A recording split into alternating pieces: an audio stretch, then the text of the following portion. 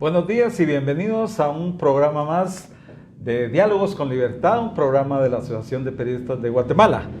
Gracias amigos televidentes y radioescuchas que están pendientes de este programa acá en Radio Universidad y obviamente en las redes sociales. Mario, tenemos un programa muy interesante el día de hoy con dos entrevistas a la misma persona. Exactamente, el día de hoy nos acompañará precisamente Haroldo Sánchez, un periodista con una trayectoria en diferentes medios de comunicación y con la faceta de escritor, pero sobre todo su análisis del periodismo moderno y del periodismo de antes también, pero sobre todo esa faceta de docente también de la universidad, porque ha sido docente en varias universidades y escuelas de periodismo. La primera parte la va a dirigir nuestro compañero Mario Recinos con la parte histórica, docencia, la faceta de escritor, y su servidor Richard Shaw entraré a analizar junto con Haroldo Sánchez la evolución de la comunicación. Así que, sin más, entramos con Haroldo Sánchez aquí en Diálogos con Libertad.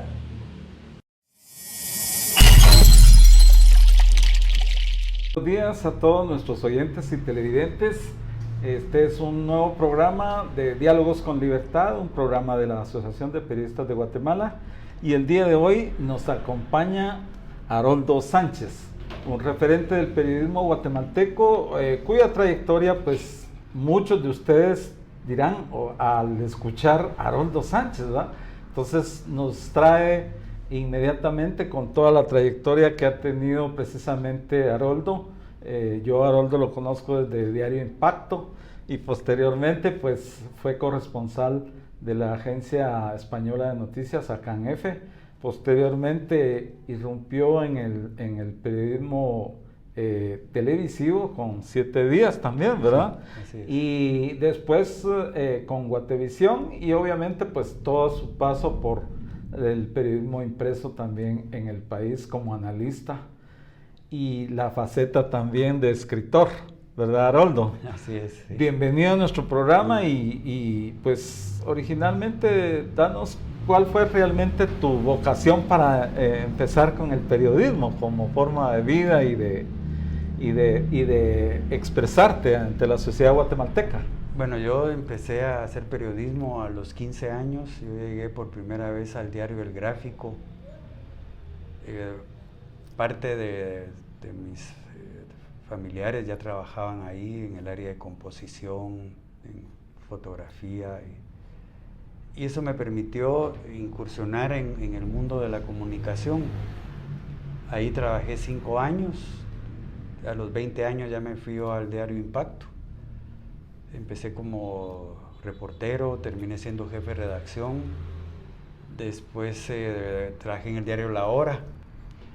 Entonces ahí, digamos, fueron 13 años de mi vida donde yo empecé a conocer y amar lo que era el periodismo, ¿verdad? Yo creo que yo antes de haber aprendido en las aulas esta hermosa profesión, la aprendí en la calle, en el trabajo diario, en las salas de redacción.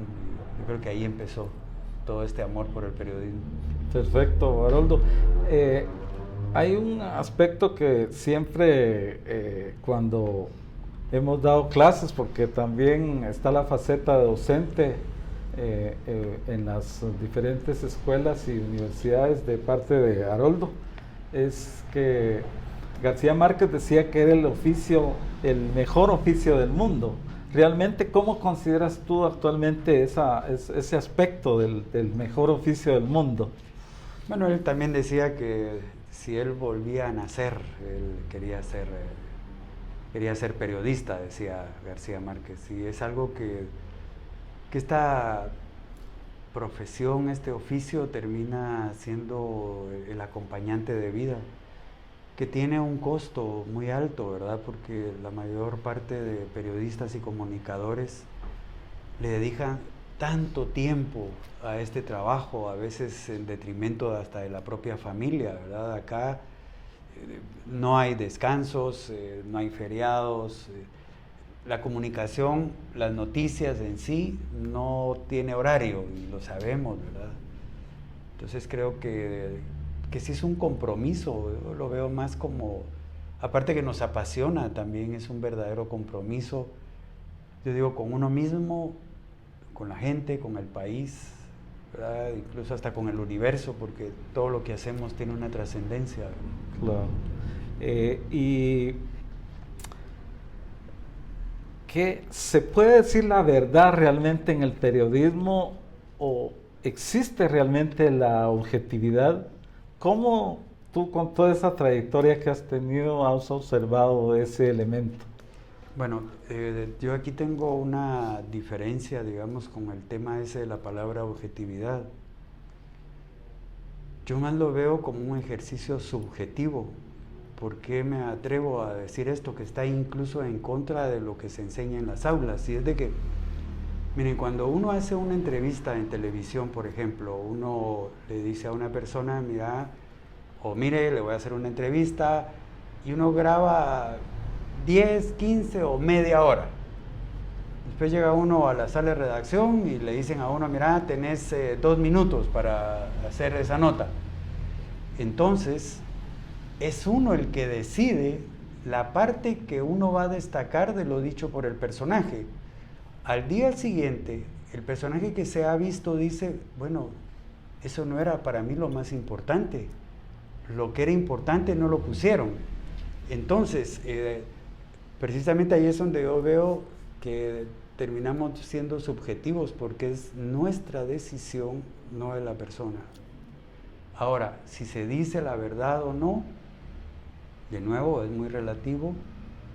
Han existido medios que se han atrevido a que las personas que trabajan en sus salas de redacción tengan libertad de poder decir las cosas. Hay otros medios que tienen líneas bien definidas donde hay noticias que pasan por el tamiz de los jefes y no van a ser publicadas, o piden que no se destaque algo, o que ocultemos información, o que la manipulemos.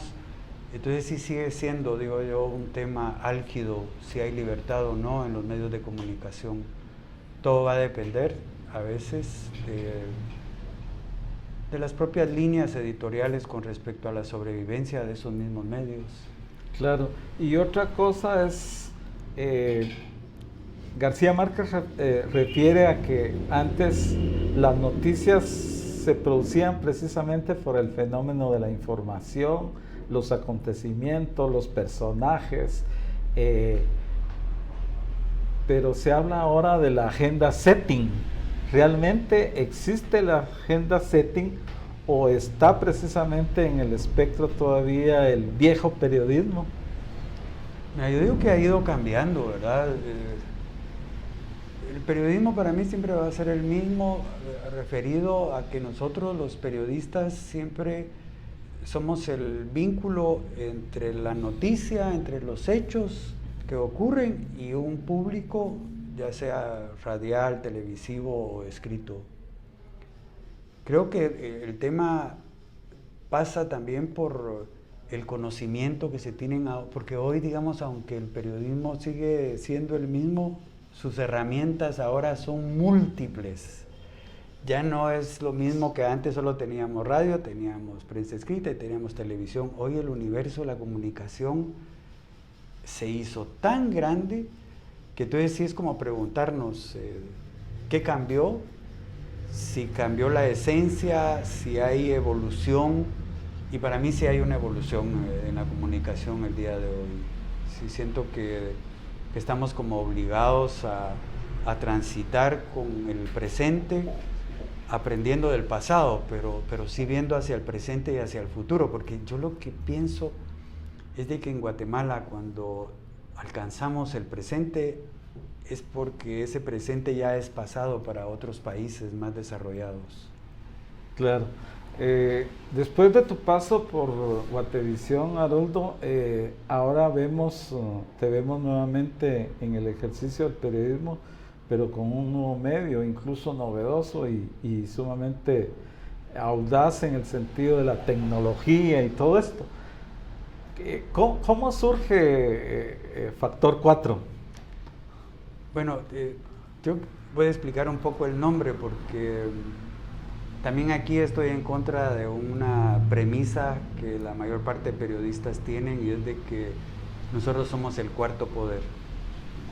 desde mis inicios en el periodismo siempre escuché esta frase, ¿verdad? La prensa es el cuarto poder, equiparándonos a los otros 3 poderes del Estado. Yo toda la vida he dicho que esto no es cierto, porque esos poderes del Estado son distintos al ejercicio periodístico.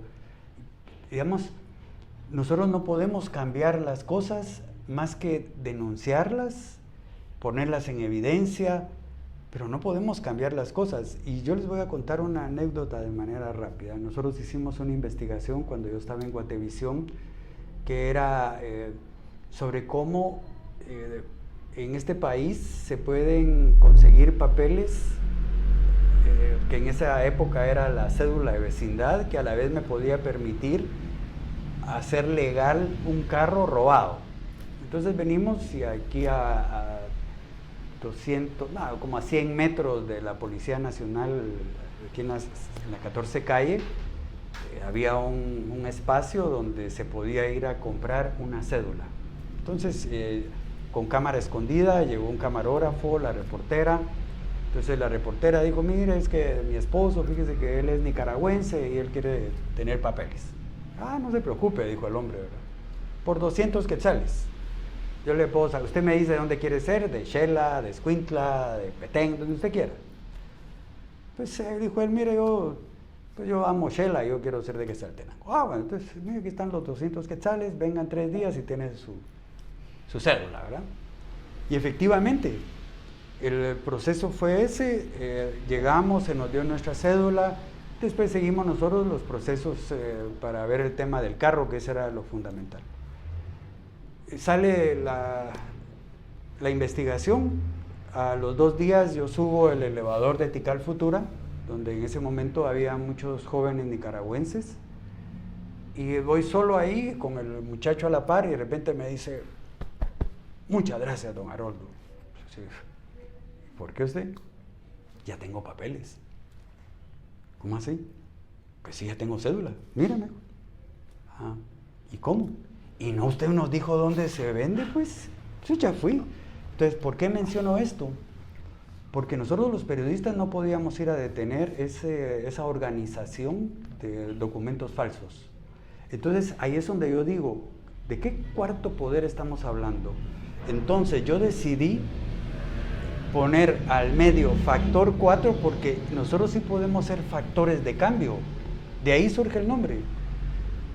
Sacando esta similitud de cuarto poder, porque yo repito, el problema es cuando los periodistas nos creemos que realmente somos el cuarto poder cuando la realidad nos demuestra que no somos ni siquiera el primero, menos vamos a ser el cuarto. De ahí surge factor 4. Exactamente. ¿Y cuál es qué ejercicio periodístico y qué está haciendo en este momento Factor 4? Bueno, es un medio digital, ya somos nosotros una organización civil sin fines de lucro, ya estamos inscritas en la oficina de gobernación, que es el registro personal de personas jurídicas. Yo diría, es un esfuerzo que dentro de un abanico de ofertas de medios digitales, nosotros surgimos ahí y como siempre yo quiero seguir aportándole al país de una manera distinta. Creo que los medios digitales tenemos que estar con la plena certeza de que no son medios masivos de comunicación y entonces trato de que también siga siendo una voz de aquellos que no la tienen. Estamos abiertos al área de los territorios, damos mucha información sobre lo que está pasando en el tema de lo extractivo, de la violación de derechos humanos, de los ataques en contra de comunidades LGTBIQ+. O sea, yo trato de que ya no puedo hacer lo que hacía en Guatevisión, pues porque ahora es diferente. Con Guatevisión yo podía decir que llegaba a todo el país, ¿verdad? Por la televisión esa es su magia. Pero acá es diferente y sin embargo seguimos trabajando. Estamos ahí, yo empiezo un programa ya el próximo lunes en Fejer, que también con Factor 4 tratamos ahí también de hacer este aporte, ¿no? Es difícil, es complicado, pero nadie dijo que iba a ser fácil. Bueno, si te preguntaran cuál ha sido el momento más satisfactorio del periodismo y cuál ha sido el más difícil, ¿cuáles podrían ser esos? Bueno, yo diría que el momento más satisfactorio yo lo trasladaría a los 16 años que dirigí Guatevisión. Esa ha sido la experiencia más gratificante como periodista, donde jamás en 16 años a mí se me obligó a cambiar una noticia, a ocultar lo que estaba pasando en el país.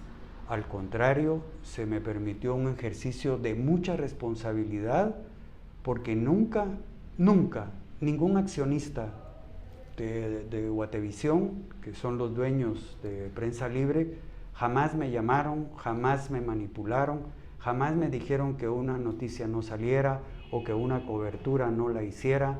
Nosotros en las manifestaciones del 2015 estuvimos presentes, trasladamos todo lo que estaba ocurriendo, y creo que eso es lo más satisfactorio, haber realizado un periodismo que era por y para los guatemaltecos, y eso yo tengo que reconocerlo de manera pública. Primero a Mario Antonio Sandoval, a la señora María Mercedes de Blanc, a Carl Blanc, que a pesar de que al final los caminos se dividieron, siempre respetaron el trabajo que yo hacía. Entonces yo diría que eso es. Y sabes que también recibir la simpatía de la las personas. Del público. Sí. Un día llegó un señor a la oficina y me llevaba unas habas y unas manías. Él venía de una comunidad de Quetzaltenango, para decirme que mi programa de diálogos, que era un programa de entrevistas, que ahí en las noches en el salón comunitario ponían el programa y toda la comunidad escuchaba y decía: mire, hemos aprendido mucho de la gente que usted lleva. Entonces estas cosas, digo yo, son las que, al margen de los reconocimientos que uno puede recibir, eso es lo que más satisface. ¿Y lo que fue más difícil o ha sido en cierto sentido? Lo más difícil es decir la verdad, decir las cosas como... Digo, para mí no difícil, ¿verdad? O sea, yo no tengo ningún problema de decir las cosas como son. O sea, los periodistas tenemos que, si se nos da esa oportunidad, ese es nuestro deber y es nuestra obligación. Pero lo más difícil fue ver cómo esta es una sociedad tan complicada, tan dividida, que aunque uno le sirva a los guatemaltecos, siempre va a haber un sector que no lo entiende, que te criminaliza, y que no te manda a matar porque las situaciones han cambiado, pero que si pudieran mandar a matar a la gente que no piensa como ellos, lo hacen. Entonces para mí eso sí es lo más difícil, seguir conviviendo en un país donde somos, bueno, no somos, ¿verdad? Hay todavía sectores intransigentes que si no se piensa como ellos ya sos su enemigo y son capaces de mandarte a matar. Eso es lo más terrible. Exactamente. Y en ese sentido, por ejemplo, para los nuevos periodistas o gente que está en la academia con la intención realmente de meterse al tema del periodismo, ¿cuáles serían los 5 consejos básicos que creo que les darías con tu experiencia? Bueno, yo creo que el primero, si quieren dedicarse a esta profesión, tienen que leer. Me parece tonto que yo sugiera que deben de leer los que quieren o están ya en esta carrera. López Selva era el jefe de redacción del diario El Gráfico, Selvita le decíamos nosotros, un tipazo. Un día yo llego y le pregunto: mire, Selvita, ¿y qué se necesita para llegar a ser un buen periodista? Leer. Yo me le quedé viendo y leer. El señor está loco, pues. Yo pensé que me iba a dar una lista, ¿verdad?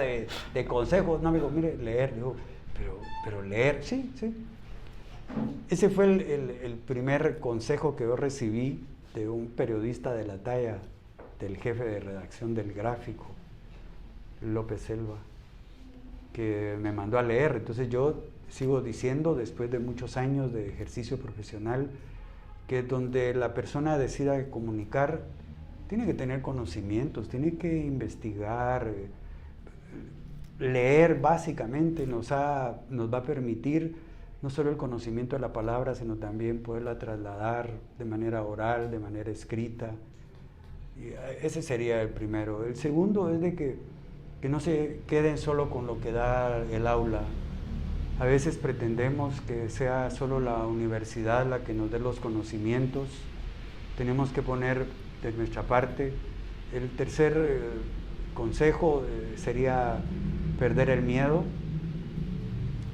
Que si van a hacer periodismo con miedo, que mejor se dediquen a ser carpinteros, albañiles, o que vendan seguros, porque a veces los periodistas tenemos que entender que esta es una profesión con mucho riesgo, que siempre va a haber riesgo, ¿verdad? Y el cuarto consejo es, pues yo diría, asumir un compromiso con la gente, con Guatemala. Y el último consejo es de que tienen que entender que esta profesión no los va a hacer ricos, ¿verdad? Acá hacemos periodismo no para volvernos millonarios, sino para cumplir un rol con la sociedad guatemalteca.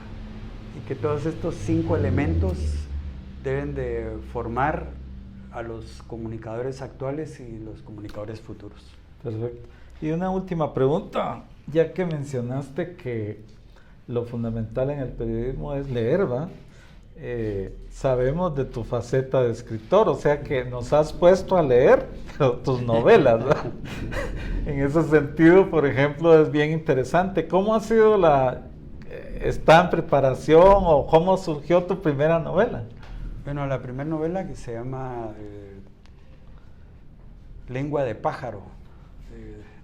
Esta novela surge de una experiencia de juventud en la zona 6, en la colonia Santa Luisa. El personaje principal se llama Juan Caca, que la hija de la señora que hacía las tortillas en el barrio resulta embarazada, le embaraza a un policía, ella trata de ocultar que está embarazada, se faja, y la madre le dice, ¿estás gorda? Sí, pero yo estoy comiendo mucho. Total que el día que va a dar a luz decide tirar al niño en el pozo ciego que le servía de sanitario. Pero el niño cae de espaldas y llora, ¿verdad? Y ahí lo rescatan y el barrio era conocido como Juan Caca. Pues este es el personaje de la novela. Yo quiero decir que todas mis novelas están basadas en la realidad, que entre la realidad y la ficción es una línea tan tenue. Aunque uno cambie nombres, en mi vida de escritor, cada personaje ha estado en mi cercanía y ha tenido algo que decir, y yo los he convertido en personajes de novela. Por eso digo que la realidad está muy pegada. Y Lengua de pájaro, después vino... La vida de un periodista en 30 días, que es un periodista que cuenta en 30 días sus propias experiencias, ¿no? Esta novela yo la pensé para los periodistas o los estudiantes de periodismo, ¿verdad? Después de esa vino Vendo mi caja, me quiero morir, que ha sido la novela más exitosa, tiene ya 12 ediciones. Claro. Algo que en Guatemala a los periodistas, escritores no mucho le resulta, sí, pero esta incluso ha sido novela obligada en algunos centros estudiantiles que me llaman y me dicen, mire, fíjese que los alumnos que leyeron su novela hicieron un sketch teatral. Sí, entonces voy y ahí hacen el sketch. Después de esa, la segunda parte de esta novela se llama Cuando la vida es una cruz, que tiene un seguimiento, que esta tiene que ver con... Las dos novelas están vinculadas a un tema de actualidad que es el narcotráfico, aunque su esencia principal no es el narco, sí está vinculada al narcotráfico. Claro. Y la última novela se llama la historia a través de los ojos de Bapa. Y esta es una novela muy histórica que empieza desde los primeros habitantes del continente que llegan a Guatemala y termina con la contrarrevolución que vota Arbenz. Pero claro, todo esta novela, esta última, es muy histórica, habla de los olmecas, de los mayas, habla de cómo los primeros hombres de color que traen de esclavos hacia las Verapaces. claro. Entonces ahí trata uno de ir aportando también a través de la escritura. Perfecto. Bueno, y a nuestros oyentes y televidentes les decimos que esta es solo una primera parte, ¿va? Vamos a hacer un corte y viene Richard Shaw precisamente también a compartir unos temas relacionados con el periodismo, tu trayectoria y obviamente sobre un análisis de nuestro papel en la sociedad. Muchísimas gracias por esta primera parte, Haroldo. Es un gusto compartir.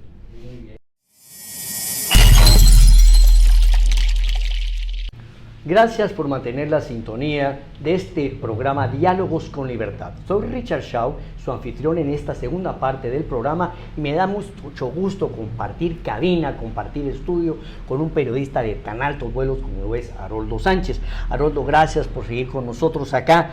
A mí me toca la parte un poquito más coyuntural.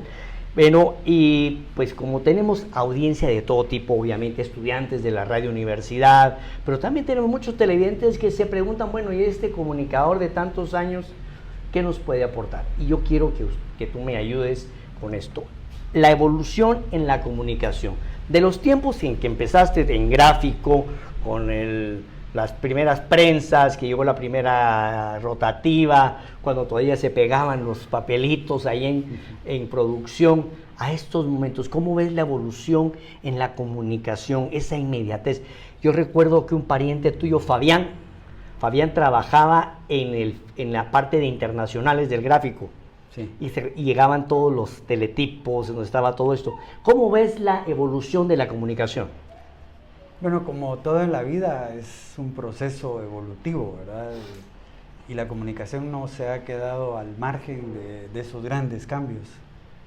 Yo recuerdo que, por ejemplo, como bien dice Richard, cuando se armaban las páginas en el gráfico, los que levantaban el texto, que escribían las notas de lo que habían hecho los reporteros, el reportero llevaba una cuartilla, se la daba al departamento de IBM, le llamamos, que era la composición. Ahí se escribía y salían las tiras, ¿verdad? Y después se corregían y los errores, si una palabra estaba mal escrita, se volvía con el mismo tipo de letra, se volvía a escribir y después se cortaba y se pegaba con un tape. O con una cera, ¿te acordás? Con una cera. Sí, y te voy a contar que uno de mis primeros trabajos en gráfico era recibirle la cuartilla al periodista y bajar la producción. Esa era mi chance. Así, mensajero a vos. Entonces, la evolución de la comunicación ha sido grande, ¿no? Pasamos el teleprompter, el fax, ¿verdad? Y ahora a nivel de televisión, ¿cómo ves tú esta evolución? Bueno, ahí tal vez mucho más grande, ¿verdad? En el sentido de que todavía en los años 80, los estudios de televisión para hacer noticieros, en este cuarto o más grande, ahí estaban todas las máquinas, ¿verdad? En cambio hoy, con una computadora, ahí tenés editor, tenés todo, y a eso en la actualidad como un celular. O sea, la comunicación a estos niveles de la parte visual, un celular ahora es un instrumento de comunicación que te permite tener texto, tener audio, tener video, fotografías. De todo está concentrado en un aparato tan pequeño. Ahí es donde yo digo que está la máxima expresión de la evolución de la comunicación, que pasa hasta porque el día de hoy cualquiera se cree periodista porque tiene un celular y puede hacer todo ahí. Entonces, ahí es donde viene el otro tema. ¿Cuál es el reto de los nuevos periodistas que tienen que competir con la inmediatez de las redes sociales, que tienen que competir contra todas estas personas que tienen acceso a la misma tecnología? Porque una cosa es comunicar, ¿verdad? Todos comunicamos, desde el tiempo de las cavernas estamos comunicando, y otra cosa es hacer periodismo. ¿Cuáles serían las diferencias entre la información que encontramos en las redes producto de la investigación periodística o de la casualidad que pasé por ahí y una investigación periodística? ¿Cuáles serían los puntos torales que un televidente, un radioescucha debería diferenciar para no caer en la fake news o en la noticia falsa? Bueno, yo creo que todos los ciudadanos de este país, amparados en el artículo 35 de la Constitución, pueden hacer uso de su libertad de emisión de pensamiento. El hecho de que una persona con un celular ande en la calle, vea un accidente o que se hundió un carro en uno de esos tantos hoyos que están apareciendo, eso no lo hace periodista. Los periodistas tenemos que estudiar esta profesión, tenemos que ir a la universidad, conocer los elementos básicos de la comunicación, y no es igual lo que hace un periodista a lo que hace una persona que en la calle se encuentra de casualidad con un hecho y lo va a reportar. Acá yo siento que este es uno de los grandes problemas que estamos teniendo en la actualidad, donde hay mucha información, pero también mucha desinformación. No hay investigación, no hay una apertura de un conocimiento, sino solo nos quedamos con la noticia dura, solo con el hecho, pero no hay atrás un background, no hay una profundización de las noticias. Entonces no podemos creer que todo lo que está en las redes está elaborado por periodistas. Sí, y es que amigos televidentes, radioescuchas que nos sintonizan a través de Radio Universidad, a través de una nota periodística, hay un trasfondo, y es que ver un accidente, por ejemplo, tú mencionaste el carro que se hunde, muy prudente, muy elegante, no quisiste decir el carro que se hundió en el municipio de Misco, ¿verdad? Recientemente, por las hábiles maniobras de nuestro querido amigo y alcalde Neto Brand. Pero aquí es donde entra el periodismo. El periodista te dice, ¿qué pasó? ¿Ah? ¿Qué pasó? ¿Cómo pasó? ¿Por qué pasó? ¿Quién es el responsable de que pasara? ¿Ah? ¿Qué antecedentes hay sobre ese hecho? Entonces estamos con las 5 Ws que decían en inglés o aquí en español, dice qué, cómo, cuándo, cómo, por qué. Y ahora tenemos hay que agregarle otra. ¿Y quién se quedó con la plata? Porque al final esa hay que preguntársela a todos. Entonces, ante la falta de investigación, tenemos una saturación informativa. ¿Cuál es tu percepción con esto de las fake news? La gente inventa de todo. Los memes son una fuente de desprestigio, de desinformación y cumplen una función de política. ¿Cuál es tu percepción? Bueno, en una sociedad tan polarizada como la nuestra es preocupante encontrar un gran público cautivo con las fake news. Y lo peor es la repetición que se hace de estas noticias falsas, en el sentido de replicar lo que encontramos en las redes sociales.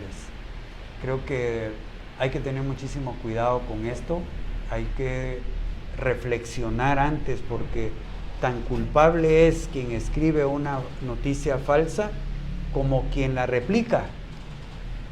O sea, no solo uno debería de señalar a aquellos que se dedican durante todo el día a estar poniendo noticias falsas, sino también señalar a aquellos que de manera irresponsable pues le dan retweet, la distribuyen a sus propios seguidores o a sus propias plataformas. Entonces ahí sí siento que hay una gran irresponsabilidad y que como no está regulado, porque esto no hay una regulación entre, digamos, las redes sociales en sus distintas plataformas tienen algunas limitaciones, ¿verdad? No puedes insultar, no puedes amenazar, no puedes poner en peligro la vida directamente de una persona, pero de ahí es todo libre.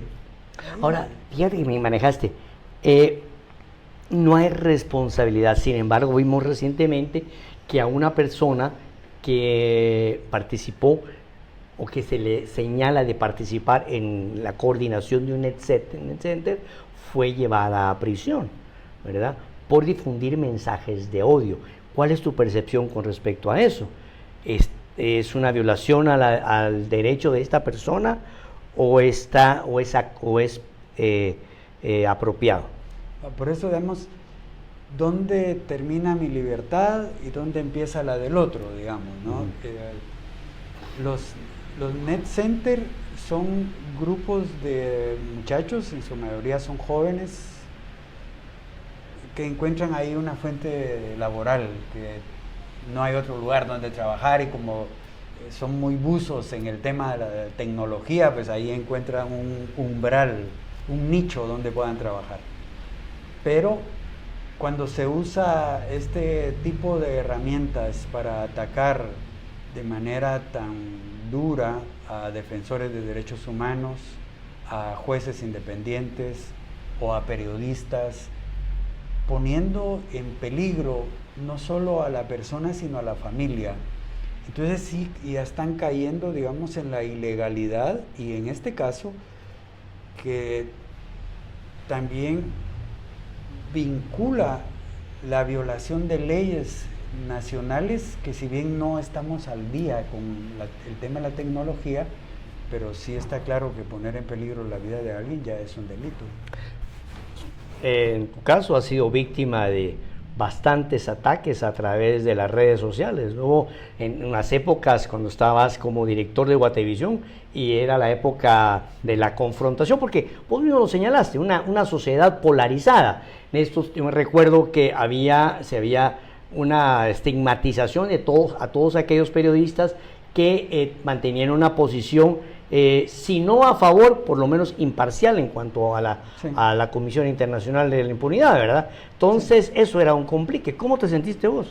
Bueno, mira, digamos, hay insultos, ¿verdad? Insultos personales, o señalar algún defecto físico, pero lo que más era, lo que prevalecía, era el señalamiento de comunista, ¿verdad? Comunista y izquierdista. Te sacaron una foto con Fidel Castro. Sí, sí.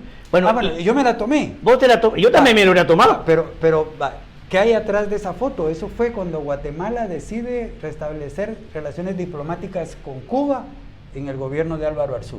Imagínate qué ironía, ¿no? En el gobierno de Álvaro Arzú. Y voy a contar, porque ya que sale a colación, ¿verdad? Yo iba como periodista, pero en la recepción de la noche había una regla, que era que los periodistas no podíamos entrar cámaras a la recepción que el gobierno cubano le estaba dando a la delegación guatemalteca, delegación integrada por, en su inmensa mayoría, empresarios. Eran empresarios. Entonces yo estoy parado, los empresarios están haciendo una cola para saludar al comandante, ¿verdad? Yo estoy parado. Entonces viene el primero y me dice, ¿me tomas una foto? Y me dio su cámara. Entonces yo tomé la foto. Y así todos los que pasaron, yo era el fotógrafo de los empresarios. Cuando terminaron de pasar, yo dije, voy a saludar al señor pues es un personaje público, ¿verdad? Es histórico. Histórico. Entonces llego y le doy la mano, y entonces él me dice, ¿y a ti quién te va a tomar la foto? Y yo, bueno, pues nadie. Dice, no. Entonces llamó a alguien ahí, toma una foto aquí con el compañero fotógrafo, me dijo, de ahí sale la foto. Entonces, estos señalamientos de comunismo, que siempre los he tenido desde que estaba más joven, yo quiero decir algo, yo no soy comunista, y si lo fuera, lo digo, no tendría ningún problema decirlo. ¿Qué? Si soy comunista, ¿cuál es el problema? Pero no lo soy. Que me pongan títulos, ese es otro problema, no es mío. Que soy izquierdista, bueno, yo les voy a decir algo. El hecho de que uno quiera una sociedad donde todos tengamos las mismas posibilidades de vida digna, agua potable, electricidad, que tengamos acceso a la educación, la salud, eso me hace comunista. Pero sí es lo que todos queremos. Entonces, porque yo estoy seguro que, Richard, eso es lo que... Exactamente. Bueno, es que mira, salir de la pobreza y tener una sociedad justa, digna y en paz es lo que quiere la gente de la izquierda y la de la derecha. Bueno. Solo se confunden en la semántica y en el cómo hacerlo. Pero bien importante esto, porque me llega al siguiente tema que vemos aquí. La credibilidad del periodista. ¿Dónde nace la credibilidad del periodista cuando es como su mayor baluarte, ¿no? Entonces se trataba de minar tu credibilidad acusándote de comunista, para que se llegara en un momento a acusar a Haroldo Sánchez de ser un activista en lugar de periodista. ¿Cómo se logra la credibilidad del periodismo y cuáles han sido tus mayores luchas para mantener esto? Yo recuerdo que yo estaba en 7 días, creo que estaba, o el diario La Hora, y a la APG llegaron a tirar un comunicado, aquel famoso ejército secreto anticomunista, ESA se llamaba. Y ahí ponían una serie de periodistas y entonces ahí aparecía Haroldo Sánchez, el comandante Oscar de la guerrilla, decía. Yo cuando lo leí dije, han de ponerme Oscar por don Oscar Clemente Marroquín, que era el dueño de La Hora, de Impacto, porque yo nunca fui guerrillero. Entonces, ¿por qué menciono esto? Porque hacer periodismo de credibilidad debería de ser la base fundamental de esta profesión. A ver, ¿qué es lo que vende un medio? Usted me va a decir, vende noticias. No, lo que vende es credibilidad. ¿Cómo se logra esa credibilidad? Pues en la medida de las circunstancias a lo interno del medio, decir la verdad, defender la verdad y siempre basar el trabajo en la verdad, porque los periodistas es fácil que engañemos, es fácil que manipulemos, es fácil que ocultemos. Y yo te voy a decir algo. ¿Cuál ha sido el principal problema de la prensa en el país? Que ha sido una de las instituciones más corruptas que han existido. Ese ha sido nuestro gran problema. Y a mí no me van a dejar mentir, la inmensa mayoría de colegas que tengo en la APG, si todos nos conocemos, este es pueblo chico. Entonces, ¿cómo conseguir la credibilidad? Es fácil. Cuando el periodista es corrupto, cuando un periodista acepta que un diputado le dé un sobre, ese diputado a su núcleo de políticos les dice, no muchachos, no se preocupen, aquel con 100 pesos ya es nuestro. Si eso lo trasladas a un universo más grande, al sector empresarial, los empresarios se juntan, se toman un café o se toman un trago, hablan de la prensa y entonces es fácil que digan, ah no, aquel Haroldo, no hombre vos, aquel, mira ese, habla un montón, pero tiene su precio, llegale. Entonces empieza a circular quién es corrupto y quién no. Porque también ellos dicen, no, o sea, a este no lo tocas, a este podrás llegar, pero mira, ese lo que va a hacer es que te va a denunciar. Entonces, ¿cómo lograr la credibilidad? Yo digo que con una forma de vida en la que tenés que asumir que la ética no es solo una palabra bonita, sino es una actitud de vida. Porque los periodistas no podemos decir, hoy voy a ser ético, y al día siguiente, hoy no voy a ser ético. O sea, no puedes tener esa dualidad. Esa ambivalencia. O sos o no sos. O sea, no podemos ir en la vida dando esos pasos. Hoy sí acepto dinero, hoy como ya no lo tengo, mañana no lo voy a aceptar porque no lo necesito. O sea, no puedes hacer eso. Y la credibilidad se gana con el trabajo diario que te da toda una trayectoria. O sea, yo sé que aún aquellos que son mis detractores me respetan. O sea, dirán, yo no estoy de acuerdo con este desgraciado, pero bueno, dice la verdad, pues se atreve a decir o la se verdad. atreve a decir lo que piensa. Bueno. Y es que hay otra cosa, amigos televidentes, y Haroldo, y es que también existe el periodismo de opinión. El hecho de que seas un periodista que tiene la tarea de trasladar los hechos objetivamente no implica, como tú lo dices, que no tengamos opinión. Ahora, en una nota editorial donde el periodista o comunicador con nombre propio da su punto de vista sobre un hecho, sobre un funcionario, sobre una política de Estado, es totalmente válido y está dentro del marco de la libre emisión del pensamiento. O sea, como dice Haroldo, todos los periodistas tenemos, y eso es bueno que lo sepan radioescuchas y televidentes, tenemos un punto de vista. Ahora, encontrar el balance es lo que le da credibilidad al periodista y credibilidad al medio. Fíjate, Haroldo, que ahora nos encontramos con un montón de influencers. La gente sube a TikTok y dice lo que le da la gana. Entonces, la gente empieza a crearse una imagen de lo que pasa en el país por los WhatsApps, Sí. por los Twitters. ¿Dónde se ha visto que una sociedad se guía a través de la twitterocracia? Ah, es que yo tengo 60,000 seguidores. A mí me da risa. ¿Sabe por qué? Porque si fuera por los seguidores de Twitter, si fuera por los seguidores de Facebook, ¿ah?, algunos políticos ya estarían en el Congreso o estarían en la presidencia, porque muchos de esos son falsos, ¿verdad? Son falsos. Y la gente se expresa en las redes sociales, pero solamente a manera de escape.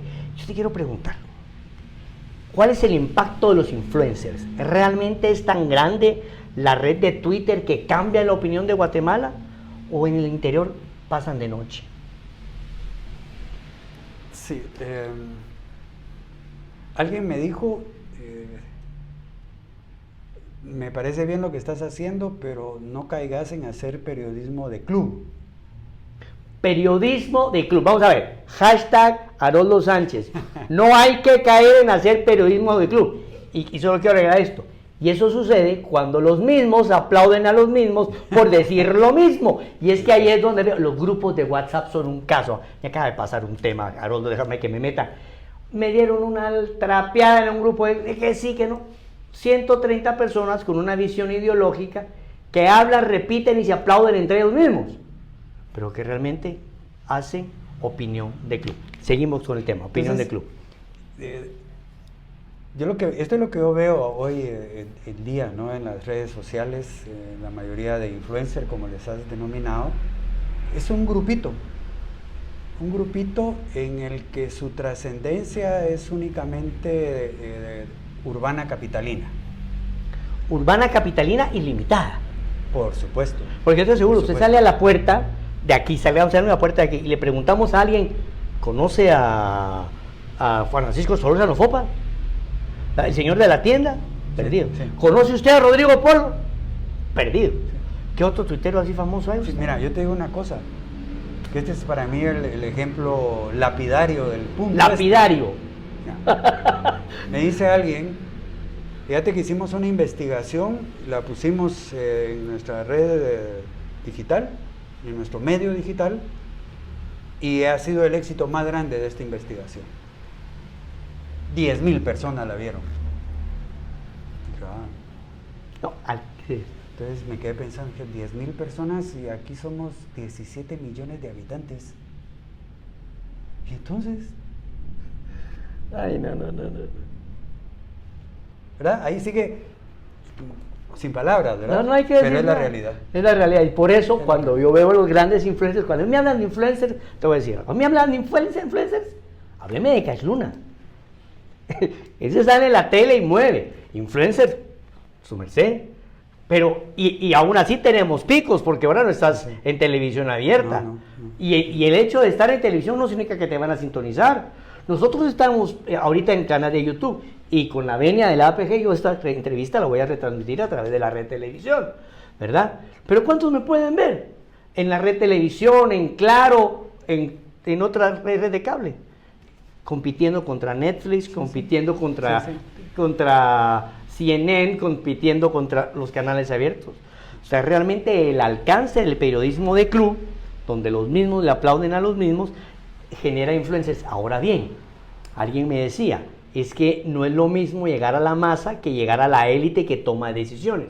Yo veo un factor 4, yo lo veo. ¿Por qué? Porque reconozco la calidad del análisis. Me preocupa por lo que dice Carolina Alpírez, enojo con mi pisto, porque veo la calidad del análisis. Me interesan las investigaciones de Marvin del Cid y de Sonny Figueroa, a quien reconozco y aprecio mucho, ¿verdad? ¿Por qué? Porque primero son periodistas de años. Sin embargo, ¿cuál es el impacto de esto? Yo te pregunto, ¿cuál es el impacto? Comparado con una noticia en TN23 o en los canales abiertos. ¿Ah? ¿Cuál es el impacto? Eso es lo que yo quisiera que entendiéramos, ¿verdad? El impacto es mínimo, aunque la investigación sea lo mejor. Ese es el problema. Porque los medios actuales, digitales, no son masivos. Es que por eso es la gran diferencia. Aquí tienen medios masivos de comunicación que son los que llegan a todos lados. El resto no llegamos a todos lados. Son medios alternativos. Así es. Ahora, ya hablamos de los problemas, ya hicimos el diagnóstico, pero para terminar, Haroldo, tenemos que ver la luz al final del túnel. ¿Qué pasa? ¿Cómo rompemos el monopolio informativo de las grandes corporaciones que tienen, de alguna manera, el manejo de la opinión pública? Bueno, mira, lo que está pasando en el mundo de manera global también está ocurriendo en Guatemala, y es la crisis que tienen los medios tradicionales. Los medios tradicionales también están sufriendo no solo por la pandemia. Los mismos anunciantes han encontrado que es más fácil que sus productos se conozcan a través de las redes sociales que pagando las grandes cantidades que los medios tradicionales cobran. Entonces tiene que haber una evolución y un cambio drástico ahí. ¿Cuál es? El tiempo nos lo va a decir, pero hay que seguir trabajando para eso. El artículo 130 de la Constitución de la Política de la República de Guatemala establece la necesidad de crear una ley antimonopolio. Esta ley antimonopolio lleva 36 años dormida en el seno de la 9ª Avenida y 10ª Calle, es decir, en el Congreso de la República. 36 años de deuda legislativa donde se debe regular el monopolio en Guatemala. Se llama Ley de Competencias. Y esta Ley de Competencias debería entrar también a regular el control de los medios de comunicación en manos de una sola corporación. La corporación mediática que controla la información puede llegar a controlar los destinos del país, y así lo ha normado. Bueno, muchísimas gracias, Haroldo, por tu participación acá en Diálogos con Libertad, y como te comento, vamos a retransmitir esto con la venia y la autorización de los amigos de APG en el programa que tengo a mi cargo, y quisiera que me hagas, para terminar, un cierre de oro. ¿Periodismo o activismo? Bueno, yo diría que de acuerdo a las circunstancias donde se ejecuta estas tareas, en un lado es periodismo y en el otro seguirá siendo activismo. Lo que ocurre es de que la gran discusión es si mezclas ambas cosas. Esa es la gran discusión que se tiene en este momento, si el periodismo, porque el activismo yo lo veo en la prensa comunitaria, en las comunidades donde los medios de comunicación locales defienden sus propios intereses, sea territorio, sea agua, sea... Ahí son válidos, los veo. Bueno, es que ahí es... Son válidos porque tienen nombre propio y no se esconden detrás de una plataforma periodística. Ahí es donde yo veo, yo digo que habría que dividir, ¿verdad? Medios masivos, medios alternativos y medios comunitarios. O sea, este es como, para mí, este es el actual universo de comunicadores, digamos. Los medios masivos cumplen una función de un tipo de periodismo muy vinculado a las metrópolis. Los medios alternativos cumplen otra función comunicacional dirigida a un sector que no es mayoritario, pero ahí están, digamos. Después, lo comunitario, el periodismo comunitario, que este sí es activista. Esto hay que tenerlo claro. Ellos defienden territorio, defienden agua, defienden bosques, los ríos, incluso defienden hasta su propia participación política. Ahí sí es aceptable el activismo. Ahora, el activismo también se utiliza en las redes sociales, también en defensa de intereses personales y de grupo. Pero eso no es periodismo. Eso es puro activismo, disfrazados de medios de comunicación que venden la idea de que promueven y que proporcionan información a la comunidad. Sin embargo, su agenda personal tiene una línea editorial, lo cual es totalmente respetable, como en el New York Times y el Washington Post. Lo que es cuestionable es la falta de honestidad en definir sus ideas, tanto políticas como sociales o económicas. Bueno, Haroldo, muchísimas gracias por estar aquí con nosotros en este programa. A ustedes, amigos que nos acompañan, muchas gracias, y no se pierdan los programas de Diálogos con Libertad acá en Radio Universidad y también en YouTube. Comparta y apoye el periodismo alternativo. Apague y ahora vamos a hacer la... Gracias amigos radioescuchas y televidentes, personas que nos sintonizan por las redes sociales, por mantener la sintonía de Diálogos con Libertad. Esta ha sido una edición más de su programa Vocero de la Asociación de Periodistas de Guatemala. Soy Richard Shaw. Y Mario Recinos, y los esperamos para la próxima semana. Nos vemos.